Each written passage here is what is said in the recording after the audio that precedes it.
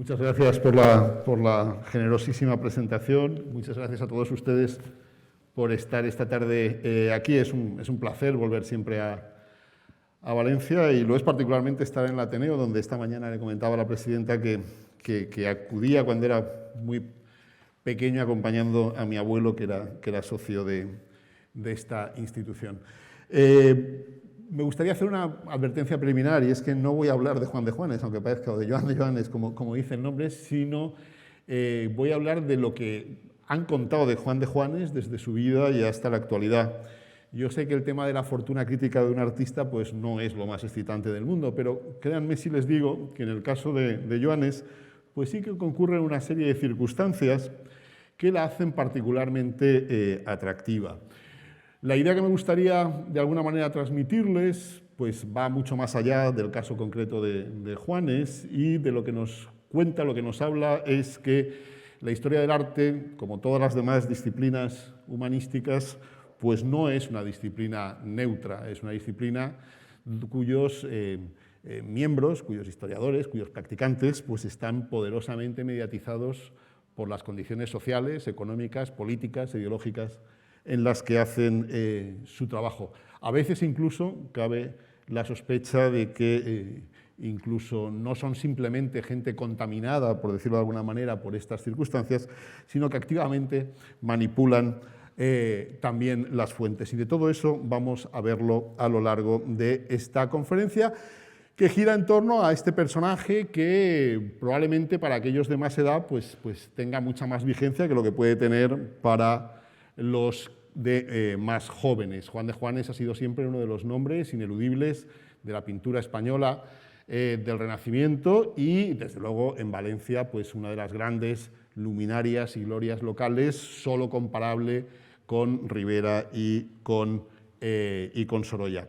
Es un pintor que además nunca fue un maldito, desde luego en vida no es uno de estos pintores fustigados por el mercado o incomprendidos por la crítica. Antes, al contrario, Juanes fue una persona que gozó en vida de todo tipo de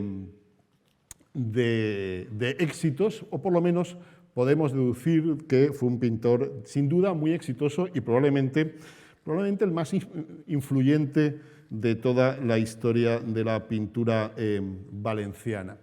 De hecho, vamos a ver cómo a lo largo de estos casi 500 años, 400 y pico años, pues hay una serie de elementos que son constantes cuando se habla de Juan de Juanes, y que me atrevería a decir que son tres. El de gloria local, es decir, uno de los grandes valencianos, una de las grandes glorias que la ciudad ha dado al mundo. La de artista devoto, uno de los ejemplos, ¿no?, de los epítomes del pintor cristiano y devoto, y también un pintor excelente desde un punto de vista estrictamente estético. Y como veremos, estos tres elementos están presentes prácticamente durante todo este tiempo, pero hay momentos en donde se incide, se hace más hincapié en unos que en otros.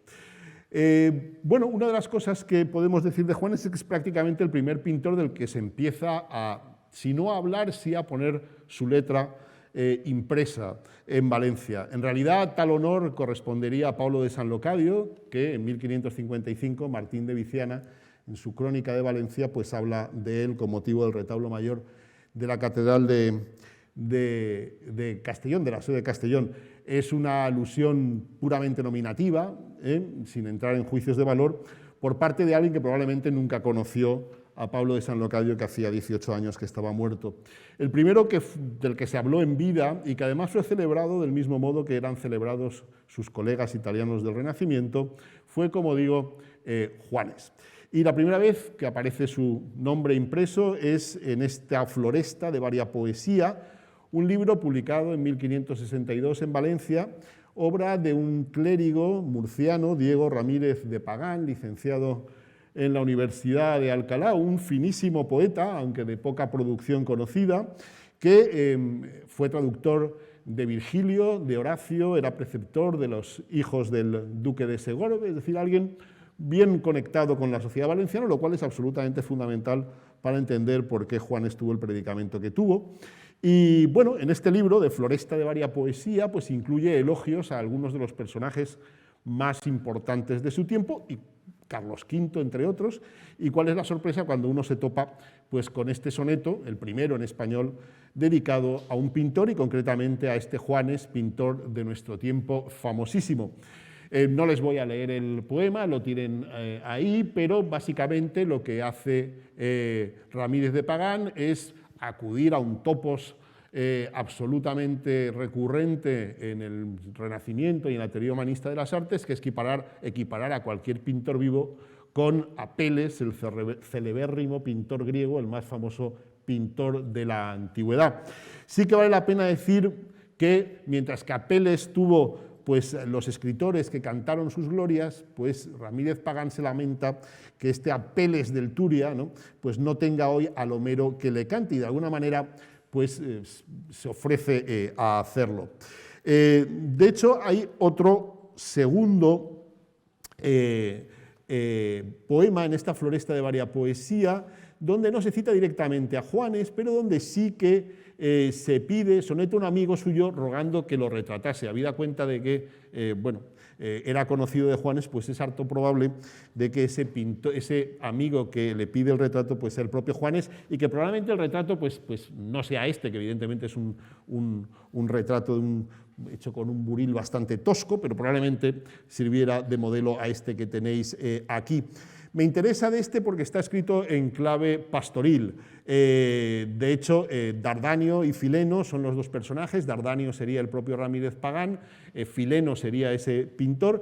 Y eso es importante, puesto que sabemos que Ramírez Pagán era amigo de Jorge de Montemayor y que en esas décadas centrales del siglo XVI, pues Valencia era el epicentro de la novela pastoril. Si además uno lee el poema, pues deduce que existe una relación de amistad entre los dos personajes, entre el poeta y el pintor, con lo cual estaríamos ante el primer caso conocido en España de una amistad cierta entre un pintor y un intelectual. Pensad que hasta este momento pues la consideración social que gozaban los pintores era de meros artesanos habilidosos con las manos, pero en modo alguno de intelectuales o de gente que fuera susceptible de poder entablar una relación vis a vis con un intelectual.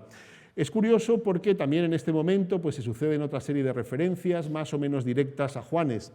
Una de ellas pues, procede de Jaime Juan Falcó, amigo que era de Ramírez Pagán y que elogia pues, el retrato que Juanes hizo de Jaime I para mandar a la corte. Y lo que me interesa es señalar cómo esta relación con escritores, con literatos, que era bastante habitual en Italia, pues fue absolutamente decisiva para garantizar a Juanes un lugar prominente en la sociedad de su tiempo y también para dejar constancia del mismo a generaciones futuras.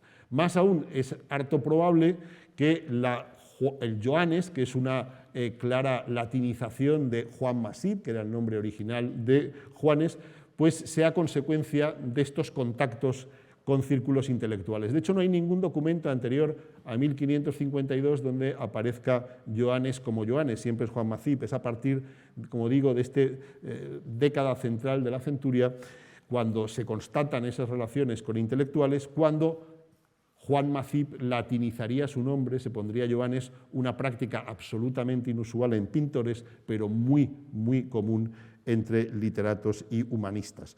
La fama de Juanes fue tal que de hecho fue el primer pintor o artista español que a su muerte mereció un poema elegíaco, este de Cristóbal de Virués, que tenéis aquí impreso.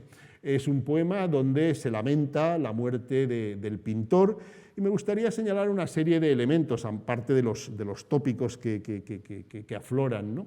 Y que son recurrentes. Uno de ellos es la noción del genio heredado, ¿no? Es decir, la genialidad como algo que se lleva en los genes y que por lo tanto puede ser transmitido de una generación a otra. Los hijos de Juanes y las hijas de Juanes, el hijo y las hijas de Juanes eran pintores, y de hecho, si os dais cuenta, los últimos versos pues aluden a Juan Vicente, a Margarita y a Dorotea, diciendo que pues, el magisterio, el genio de su padre, os lo transmiten sus hijos. Y hay otro elemento que me interesa porque tiene más consecuencias. Ninguno de los tres hijos tenía un talento sobresaliente y de hecho pues, prácticamente se limitaron a copiar los modelos paternos, Pero sí que me interesa que en un momento determinado le tilda de divino, le califica de divino.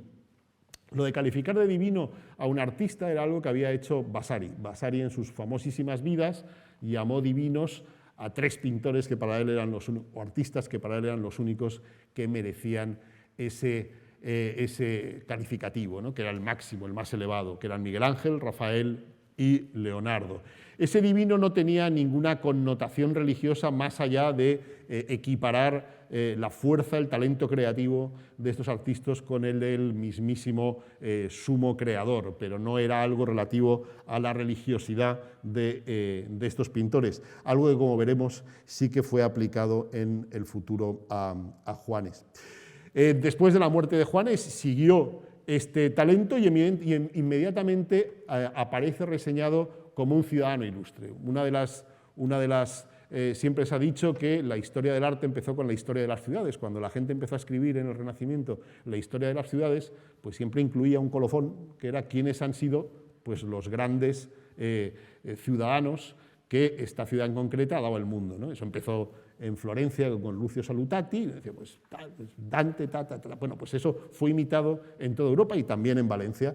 Y Escolano, en sus décadas de la historia de la ciudad de Valencia, publicada en 1609-1610, pues incluye al final pues, una relación de los valencianos ilustres. Estas relaciones solían tener una jerarquía muy precisa, empezaba con los santos, luego iba con los obispos, los reyes, etcétera, etcétera, y al final pues incluye, y finalmente en pintura, que puede resultar como que lo deja para el final la pintura, pero ya es muchísimo que incluya la pintura, normalmente nadie incluía la pintura entonces, y en pintura el gran Juanes echó la raya sobre cuantos han florecido en España y corrió pareja con los mejores de Italia.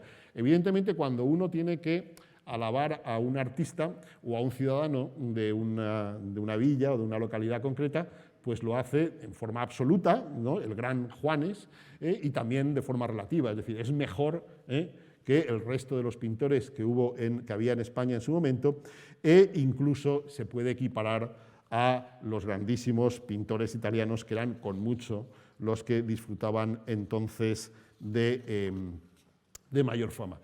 Y lo cierto es que esto era una percepción que no estaba únicamente en círculos eruditos, en círculos intelectuales, sino que participaban de ella, para empezar, la propia sociedad valenciana, que por primera vez sigue demandando modelos de un pintor muerto. El primer pintor en España que muere, y desde luego en Valencia sin duda, que muere y la gente sigue pidiendo que la gente haga obras imitando lo que había hecho ese pintor, es Juanes.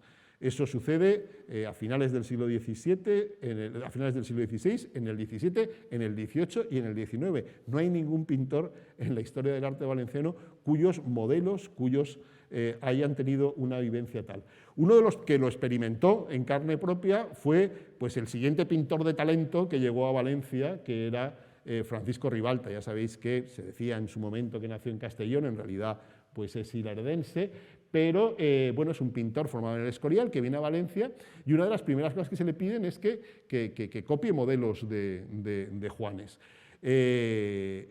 Y lo que sabemos y lo que nos interesa es que lo hizo no solamente a instancias de una clientela ávida de estos modelos, sino que debió hacerlo también por convencimiento. De hecho, en 1628, cuando fallece el hijo de Juanes, el hijo de Francisco Ribalta, Juan Ribalta, en su testamento, una de las posesiones más preciadas que tiene, y que nombra y cita expresamente, de hecho son las únicas pinturas que cita expresamente en su testamento, son 2 copias que su padre Francisco pues, había hecho de obras de Juanes.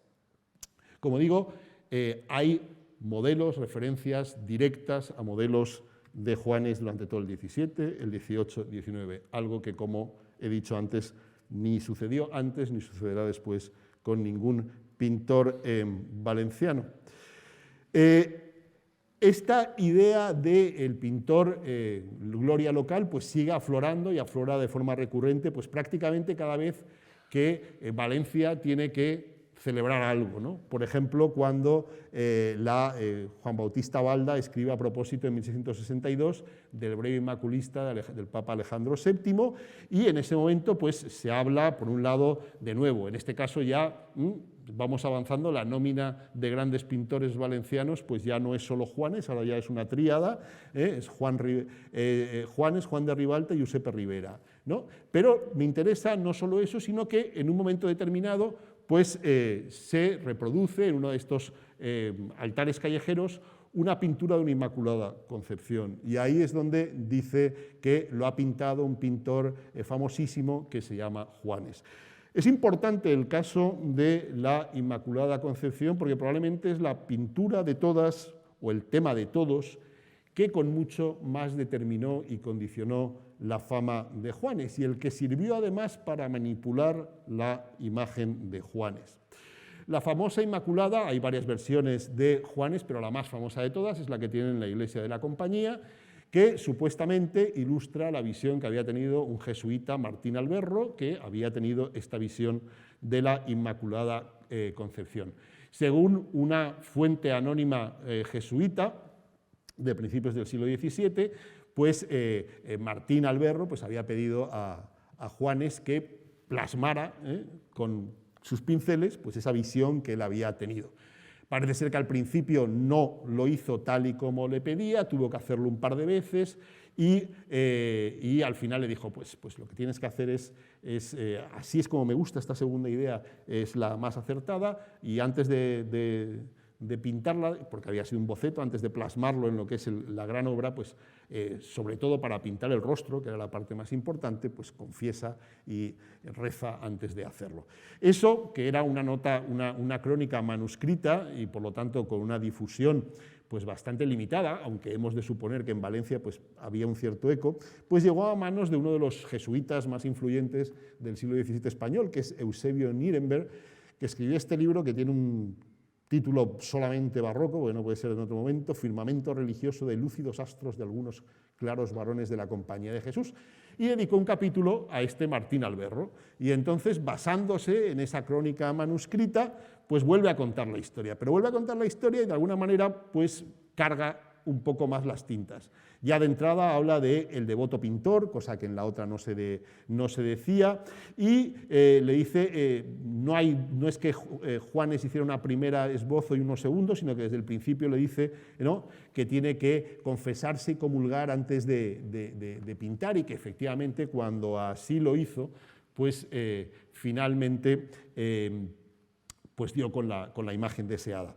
Si uno coteja los dos textos, pues se da cuenta que hay una cierta manipulación, es decir, de lo que era, sobre todo que pasamos de un pintor que en ningún momento se dice que fuera particularmente religioso, de hecho no hay ningún texto, ya habéis visto que Juanes es del pintor del siglo XVI español que más escriben la gente celebrando sus dotes, sus talentos, y nadie menciona como singular su especial religiosidad. En el siglo XVII, que es un momento después de la Contrarreforma, que lo que se está buscando es el modelo del pintor erudito, pero al mismo tiempo también devoto, pues empieza a buscarse cómo esa biografía de Juanes puede acomodarse, y para eso pues no hay remilgos en tensar un poco las cosas.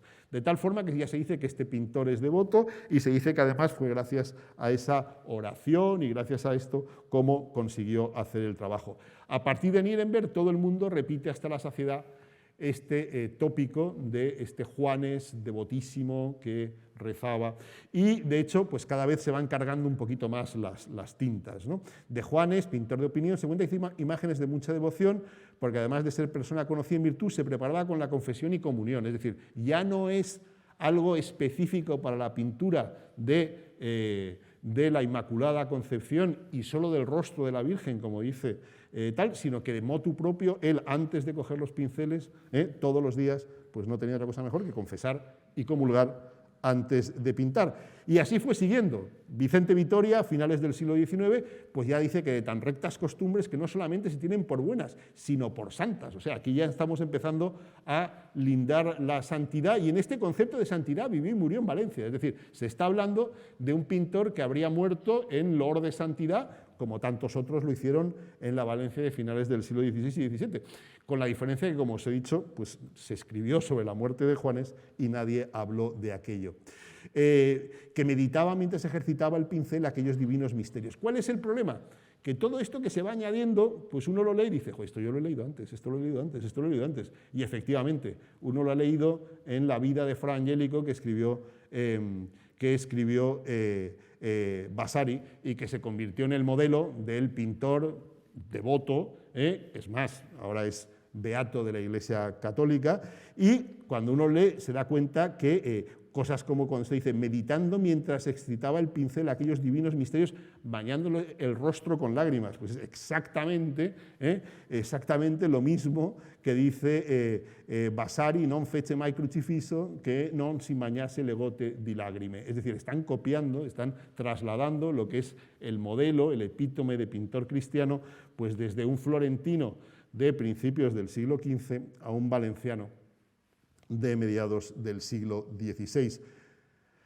Y así llega y sigue hasta que llegamos a Palomino. Palomino ya llega y dice que no solamente eso, sino es que además Juanes debe ser el modelo, Palomino que además ha vivido en Valencia y por lo tanto se ha impregnado, no solamente ha leído a Pacheco y a Nierenberg, sino que además se ha impregnado pues, de un poco la euforia juanesca que imperaba en Valencia, pues viene a decir, por un lado, que este es el modelo de pintor que tienen que seguir todos, es decir, Juanes se convierte no ya en un ejemplo particular, sino que debe ser el modelo para todos los pintores del universo, y bueno, habla también de sus cualidades estéticas extraordinarias y vuelve a llamarle divino, pero esta vez, cuando habla del apelativo divino, es estrictamente en sentido religioso. No es divino porque sea un portento, una fuerza creativa extraordinaria, que era como le había hablado Virués como había hablado Virués de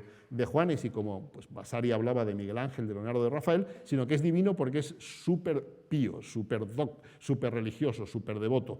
De hecho, inicia un debate que se va a prolongar durante siglos, que es quién era más divino, si el divino Morales o Juanes. Y desde luego Palomino pues claramente defiende que es mucho más divino Juanes que el que ha pasado la historia como el divino Morales.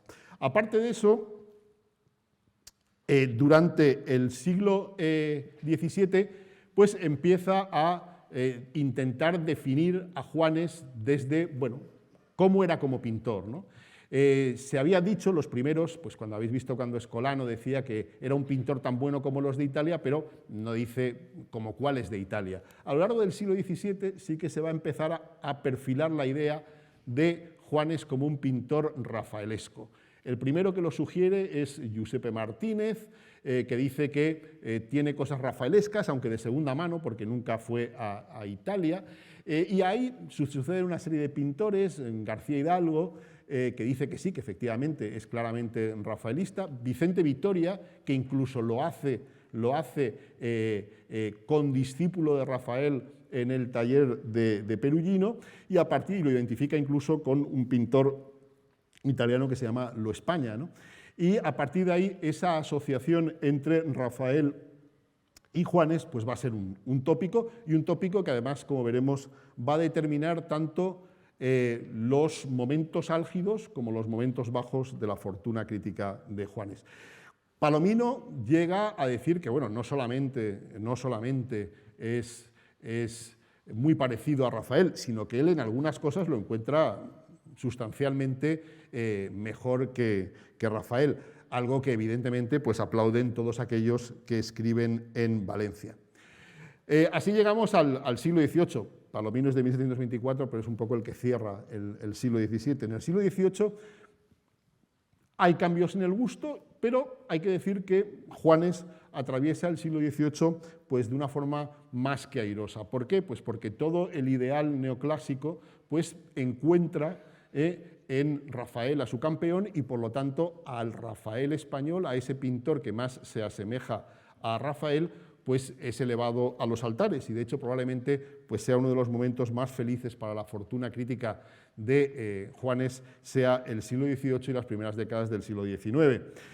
Aunque sí que hay un prurito como menos apasionado, más académico y por lo tanto más moderado, y de hecho pues aquí tenéis a Antonio Ponz, que aunque era de Segorbe, pues viene a decir que bueno, hombre, que sí que es rafaelesco, pero que tampoco vamos a entrar en estas cosas de que es mejor que Rafael, y es un poco lo que se impone en ese momento. Pero lo que me interesa de los teóricos neoclásicos españoles, entre ellos Ponz, es que lo que intentan es juzgar a Juanes como pintor. Minimizan todo lo que es la parte religiosa, en algún caso, como hace Ceán Bermúdez, lo dice de referencias, dicen que era un pintor, reconocen que para los temas religiosos pues tenía cierta gracia, pero son gente que son estrictamente coetáneos del nacimiento de las academias, de las Reales Academias de Bellas Artes en España. Gente que estudia la pintura como una serie una pintura que es susceptible de ser dividida en una serie de materias, el color, la composición, y así es como por primera vez encontramos estudios de Juanes que se ajustan a estos parámetros, ¿no? Pues hecho Juanes, esto es del propio Ponz, el resto en su habilidad en la invención, en la corrección, en la expresión, lo bien pintado, es decir, todo aquello que son las partes integrantes del discurso académico de la época. Y de hecho el siglo XVIII, como he dicho antes, fue un momento realmente álgido en la fortuna crítica de Juanes. Lo fue en Valencia, donde evidentemente no tenía rival, pero lo fue también en la corte. Juanes era conocido en la corte probablemente de forma fragmentaria.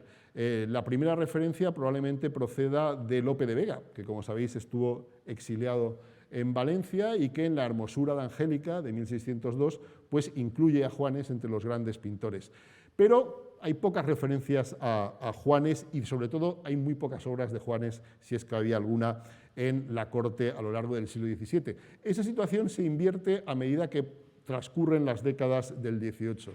En primer lugar, por la llegada de un buen número de pintores valencianos que idolatran a Juanes, como Camarón y sobre todo a Maella. Arriba tenéis el Ecce Homo de Juanes y la copia que Maella hizo de él. Y también, sobre todo, porque son ellos probablemente los que, junto con la literatura artística de la época, los que hacen que un rey nefasto como rey, pero buen amante de la pintura, que fue Carlos IV, durante su viaje a Valencia en 1801, pues adquiera una serie de obras muy importantes de Juan de Juanes en la capital, principalmente el famoso retablo de la iglesia de San Esteban. Con esa operación lo que conseguimos es que Juanes empiece a ser conocido de verdad fuera de Valencia. Hasta entonces es una cita más o menos erudita que aparece en unos textos que, recordad, en la época rara vez van acompañados de algún grabado que los ilustre, y es más un nombre con el cual no podemos asociar una imagen. Pues a partir de la llegada bastante, no voy a decir masiva, pero sí significativa, de obras de Juanes a Madrid y de la labor apologética que de Juanes harán estos pintores valencianos radicados en Madrid, pues evidentemente su fama empieza a crecer. Tanto es así que llama la atención de los invasores franceses. Frédéric Quillier, uno de los sinvergüenzas más grandes de la historia del arte, es un individuo que lo mandan a España básicamente para echar ojo de cuáles son los cuadros más importantes que hay en las colecciones reales para que luego puedan ser objeto de rapiña por parte de las tropas de Napoleón. Sabéis que Napoleón está haciendo del Louvre el gran museo europeo. Y es curioso que el único pintor anterior a 1600 en el que se fija es precisamente en Juan de Juanes y en un texto que tiene, que se llama significativamente Descripción de las tablas del Palacio de Su Majestad de 1808, es decir, el año en que llegan los franceses. Ya este señor elabora esta lista de lo que hay que sacar con dirección a París y, como digo, el único pintor anterior a 1600 es Juan de Juanes, Juan Vicente Juanes, conocidos como todos como Juan de Juanes, príncipe de la escuela valenciana, es decir, se sigue hablando de escuelas y Juanes como su principal, y La Cena como su obra más importante. Y de hecho, efectivamente, La Última Cena es de las obras que salen junto con los Rafaeles, porque evidentemente todo esto va unido. Al final no son tantas las obras de la colección real que llegan al Louvre, pero qué curioso que vayan de la mano Rafael y Juan de Juanes.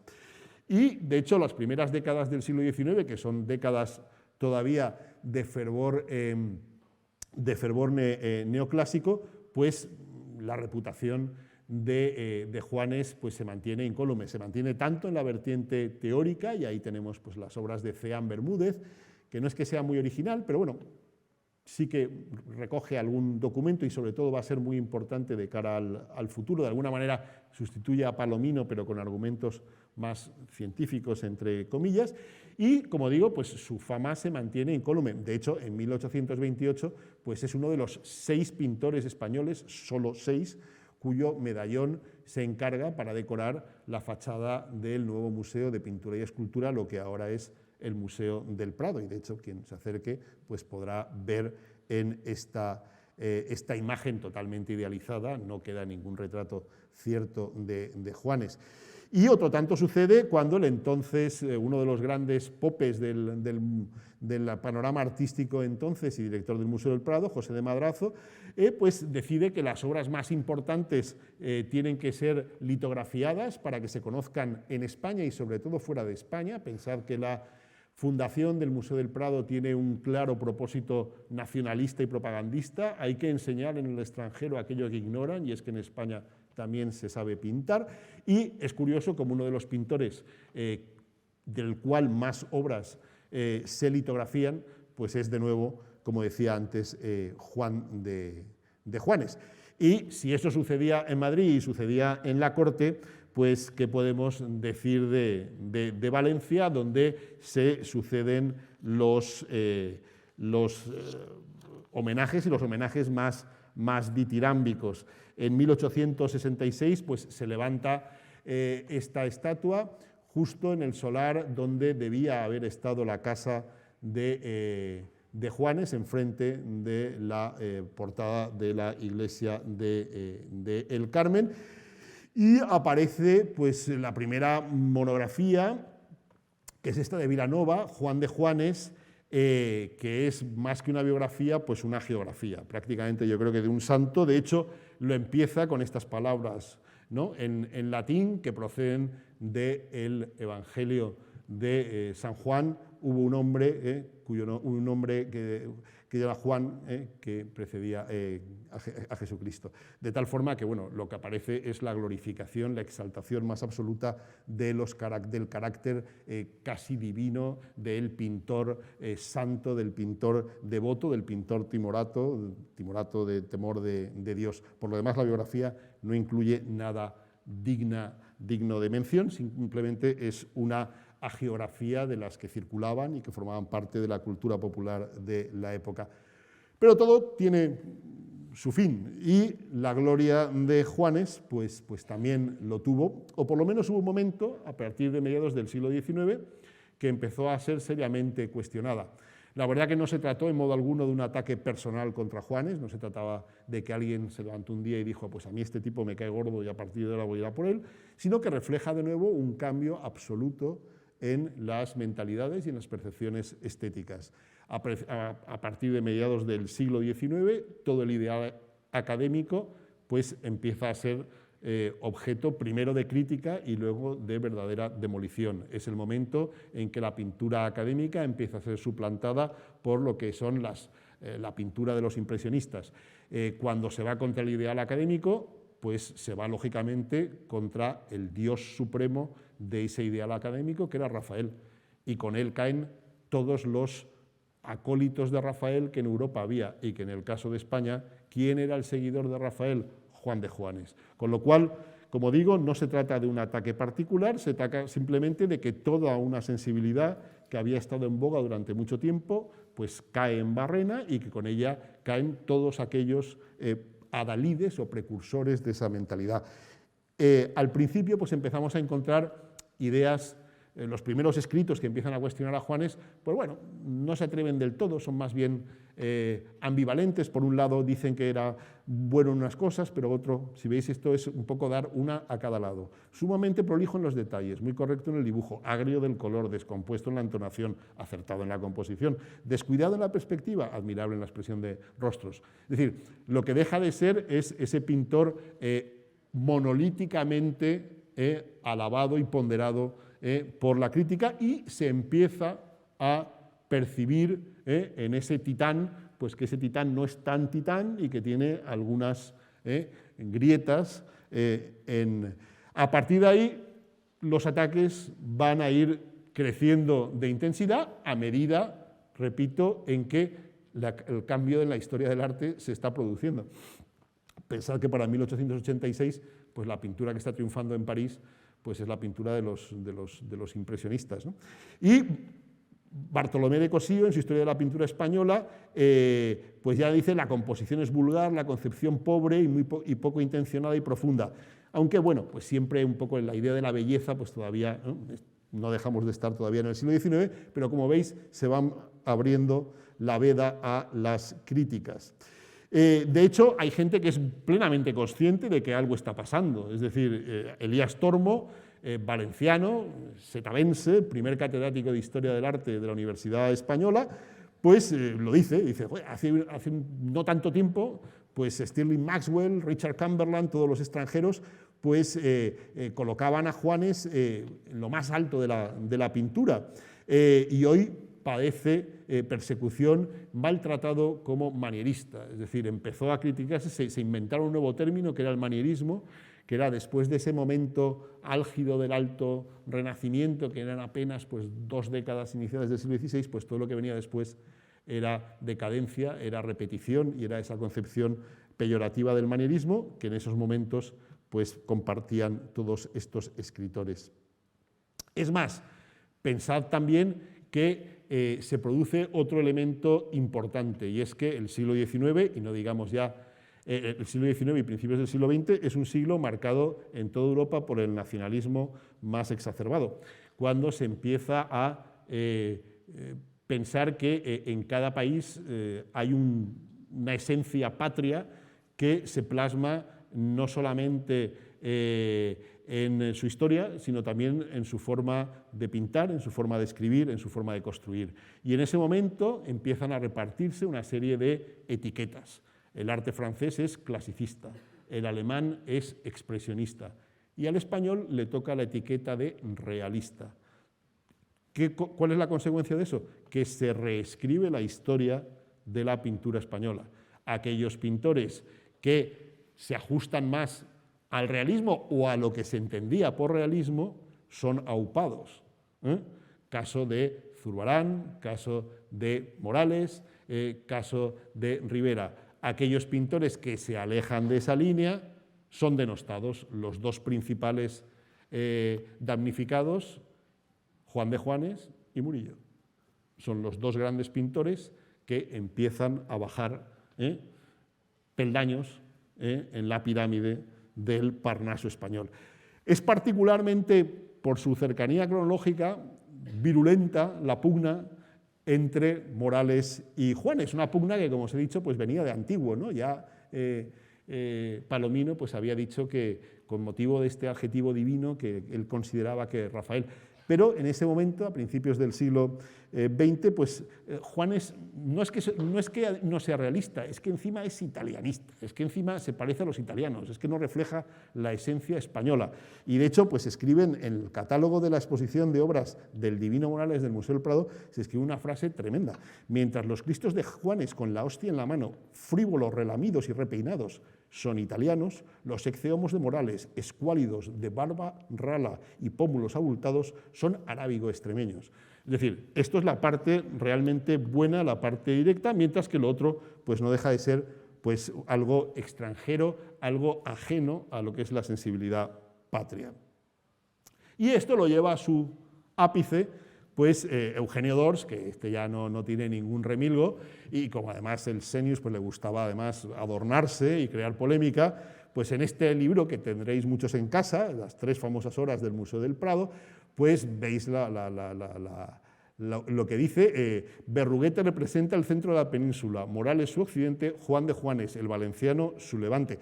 Hay que decir que era catalán, pero bueno. La inspiración del primero es autóctona, la del divino flamenca, la de Juanes italiana. La del último era la más noble, pero personalmente era la más vulgar de las tres. Y a partir de ahí, pues le empieza a meter cromo por cromo preferido, pues al satírico. Y antes que su cenáculo, la última cena, vacío y teatral, bueno, como veis, es difícil pues decir de las caricaturas, e incluso pues dice que uno de los sayones le recuerda a don Práxedes Mateo Sagasta. Después de Dors, la fortuna de, en uno de los libros más populares jamás escrito en español, pues la fortuna crítica de Juan de Juanes sufrió un ataque absolutamente demoledor, del que tardaría mucho en recuperarse, si es que se recuperó o no. Hasta alguien tan poco sospechoso como Elías Tormo, pues no deja de decir que gran parte de esas críticas son ciertas, pero que, bueno, que le queda la parte esta de pintor religioso, de esa estética devota, ¿no? tan española, y lo pone justamente con Murillo. Pero lo que va a hacer Tormo es algo mucho más importante, y es que en este momento dice, bueno, todo Juanes hay que mandarlo casi al vertedero de la historia de la pintura. Y entonces Tormo, yo no sé, y reconozco que no lo sé, si de forma deliberada o de forma espontánea, pues decidió que todo Juanes no, que había un Juanes que era susceptible de ser valorado y de ser apreciado. En realidad lo que hizo Tormo fue exactamente lo mismo que venían haciendo los grandes estudiosos de Rafael con Rafael. Cuando Rafael empieza a ser atacado, cuando la fama de Rafael empieza a ser vilipendiada, ¿cuál es la solución? Bueno, hay parte de razón en esas críticas, pero es que Rafael hay dos Rafaeles, o como hay dos etapas en Rafael claramente diferenciadas. Una que es la juventud de Rafael hasta la estancia de la asignatura, y la segunda. La primera es maravillosa, la segunda es despreciable. Algo parecido hace Tormo. Lo que ocurre es que en lugar de coger Juan de Juanes y hablar de dos periodos en la vida de Juanes, lo que hace es inventarse un pintor. O no se inventa un pintor, lo que hace es a un pintor que existía pero que no tenía obra atribuida, le atribuye toda la primera parte de Juanes. Ese pintor que se conocía por documentos pero no tenía obra atribuida era Vicente Macip. Y entonces construye un Vicente Macip maravilloso, un pintor recio, un pintor sin ninguna afectación, sin ninguno de las taras del manierismo, que es el pintor que llega más o menos hasta el bautismo de la Catedral de Cristo y cuya obra principal era el gran retablo de la Catedral de Segorbe. Y a partir de ahí ya viene Juan de Juanes, que sí, que efectivamente se dedica a feminizar, a suavizar, a ser las formas de su padre, de tal forma que él primero, con su discípula, una de las primeras historiadoras del arte valenciano, Olimpia Arocena, en un texto muy poquito citado de Anales de la Universidad de Valencia del año 30-31, pues se dedican, como digo, a rescatar parte de Juanes, pero lo hacen, como digo, creando un nuevo pintor que es Vicente Macip. Ese Vicente Macip que para Elías Tormo es realista, devoto, rudo, sentimental, es decir, tienes un poco pues todas las virtudes del carácter español, del carácter patrio, que su obra maestra pues era el bautismo de Cristo, como digo, de la catedral, y eso se convierte en el dogma de todos los historiadores del arte hasta finales del siglo pasado. Podéis ver en la Fuente Ferrari como, por un lado, Vicente Macip, que es un pintor estimable, que con su fama injustamente oscurecida por lo de su hijo, mientras que el hijo muestra un recetario de tipos italianizantes y de policromía banal, es decir, lo que Angulo, esa era la Fuente Ferrari, que era poco sospechoso, Angulo dijo que Juanes era alguien de emoción un tanto femenina, tan fácilmente asequible a la mayoría. Supongo que esto a día de hoy no podría escribirlo. Mientras que Pérez Sánchez pues despachaba a Juanes como un pintor amable y convencional. La verdad que se convirtió casi en estampitas, en sellos, era lo que más llamaba la atención de Juanes, mientras que, como digo, la reputación de su padre crecía y crecía sin parar. Así se llegó a 1979, 400 aniversario de la muerte del pintor. Ese año aparece un libro realmente importante, que es el de Albi, José Albi, Joan de Joanes y su círculo artístico, en 3 volúmenes, que es la primera vez donde hay un catálogo razonado de toda la obra de Vicente Macip y de Joan de Joanes, y ese es el espíritu que anima la gran exposición de 1979, primero en Madrid y luego en Valencia, si no me equivoco.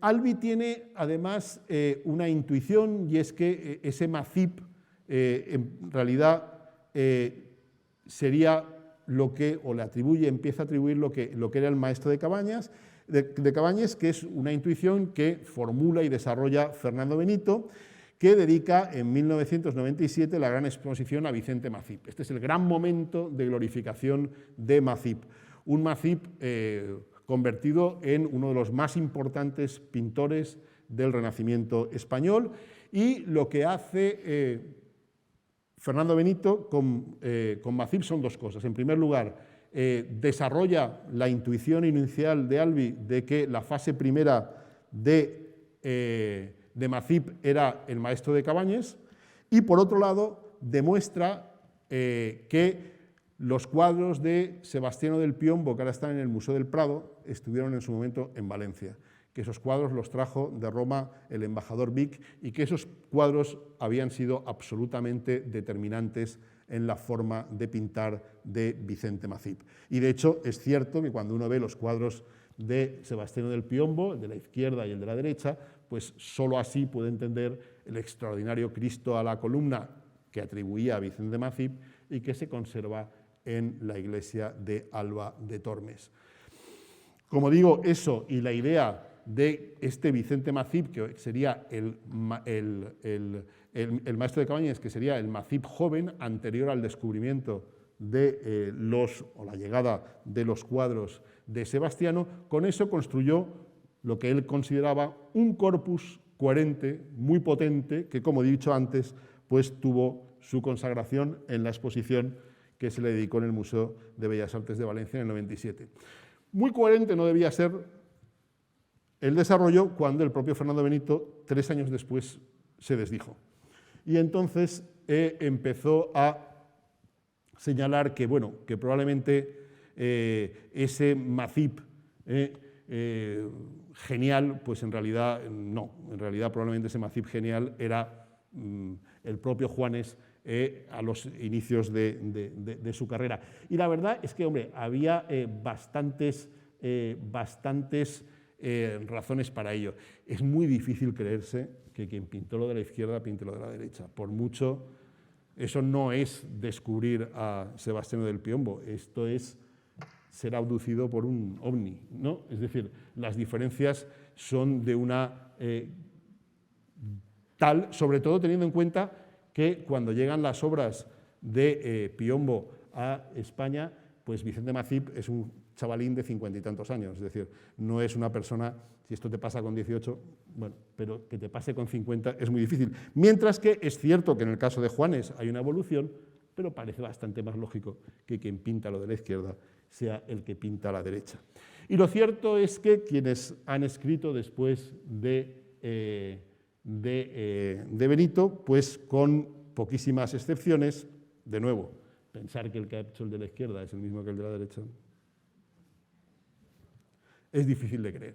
Sin embargo, aquellos maestros de Cabañes, esto era supuestamente Vicente Macip. Como digo, quienes han escrito después de 2000, pues todos tienden a pensar que se trata en realidad de Juan de Juanes, el que realmente pues, tiene esta carrera prolongada, el que, bueno, evidentemente al principio pues, tiene una serie de puntos concomitantes con su padre, pero que el que luego tiene un desarrollo. De hecho, cuando uno repasa la documentación siempre pensamos que es objetiva, pero en realidad cada uno que lo lee con unos ojos distintos. Sí que es cierto que el gran retablo de Segorbe está firmado el contrato está a nombre de Macip, pero algunas de las épocas ya se paga al hijo, e inmediatamente después de ese retablo, que es un poco el parteaguas, todos los documentos señalan, aunque estén firmados por el padre y el hijo, en los documentos se dice siempre que tiene que estar todo pintado enteramente por el hijo. Es decir, había una cierta conciencia en Valencia que el que pintaba, el que además traía nuevos aires a la pintura, era el hijo y no el padre. Sea como fuere, lo que sí que ha servido eso ha sido para volver a llamar la atención sobre Juan de Juanes, que en las últimas 2 décadas, pues la verdad que ha conocido un éxito editorial impensable. En los últimos años pues, se han escrito más libros dedicados a Juanes que en los 30 o 40 años inmediatamente posteriores. Son libros variopintos, son libros de distintas aproximaciones, distintas perspectivas.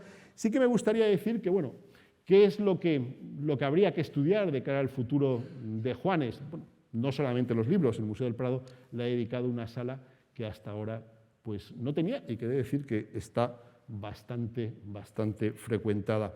Bien, ¿qué es lo que falta para hacer con Juanes? En primer lugar, lo que hay que hacer es ser muy consciente que los que escribimos de Juanes pues, somos los herederos de todo lo que he venido contando. Es decir, que todo eso existe, que todo eso condiciona nuestra forma de aproximarnos al pintor, del mismo modo que lo condicionan pues, las circunstancias actuales en que cada uno desarrollamos nuestro trabajo. Aparte de eso, sí que parece que hay una serie de líneas de investigación que merecen ser holladas.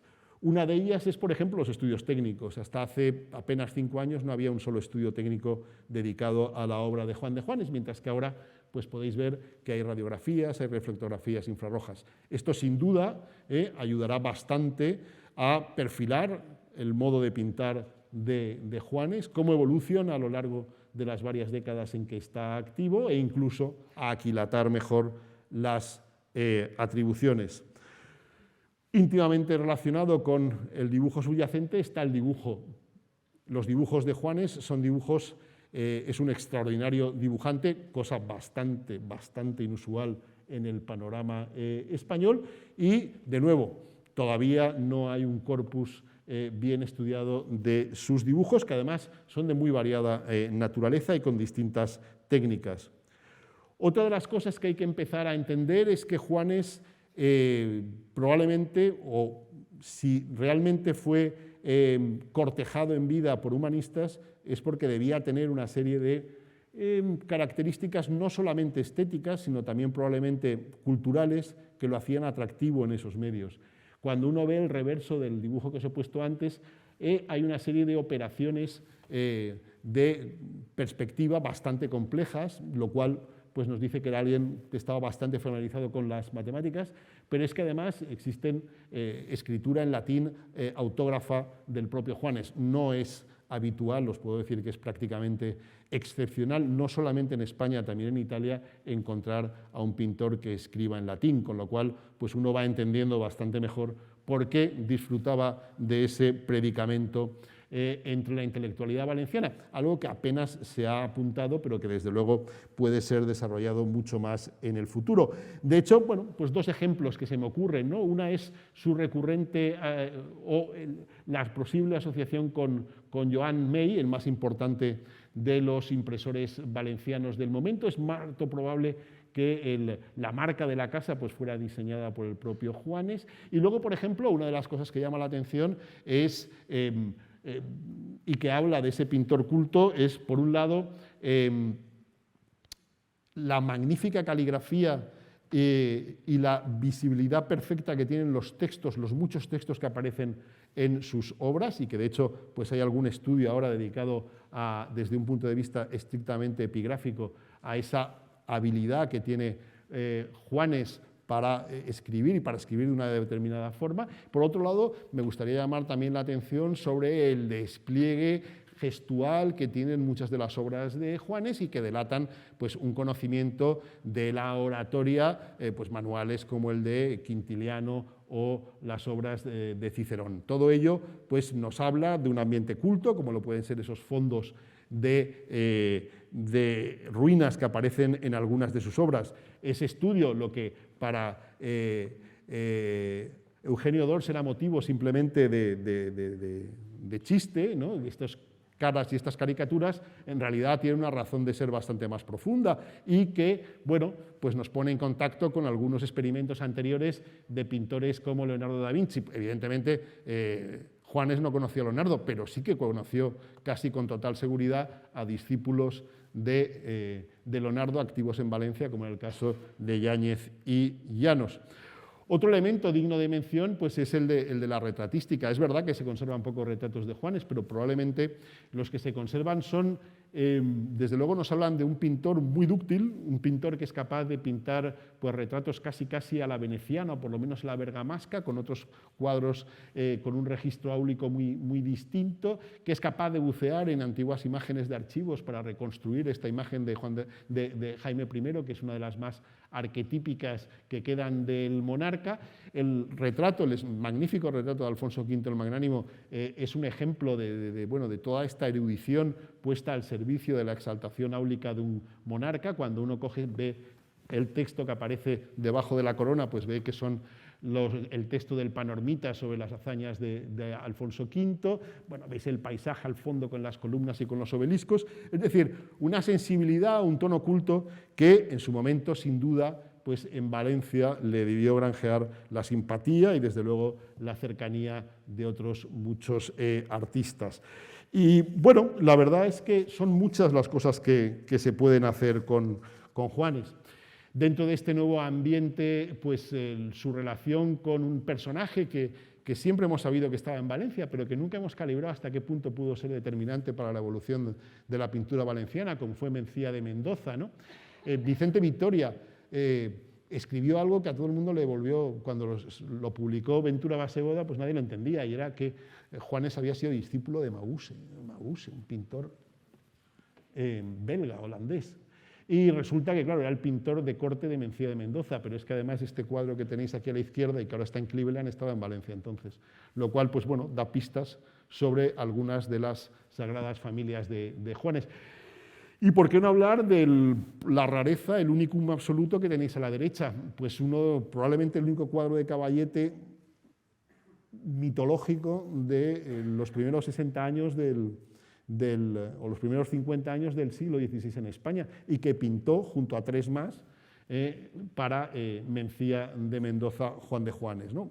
Repito, es importante ampliar mucho más el espectro de la actividad suya, y seguro que nos va a salir un pintor extraordinariamente más rico, extraordinariamente más capaz, extraordinariamente más dúctil, extraordinariamente más interesante, porque si no podemos acabar pues como acaba a veces estas cosas en Valencia, y es con esta calle de Juan de Joanes. Será Joan de Joanes o Juan de Juanes, pero solo en Valencia son capaces de poner Juan de Joanes, lo cual es bastante elocuente de la confusión y el marasmo que hay en torno a quien, repito, ha sido uno de los mayores pintores que han trabajado en Valencia. Muchas gracias.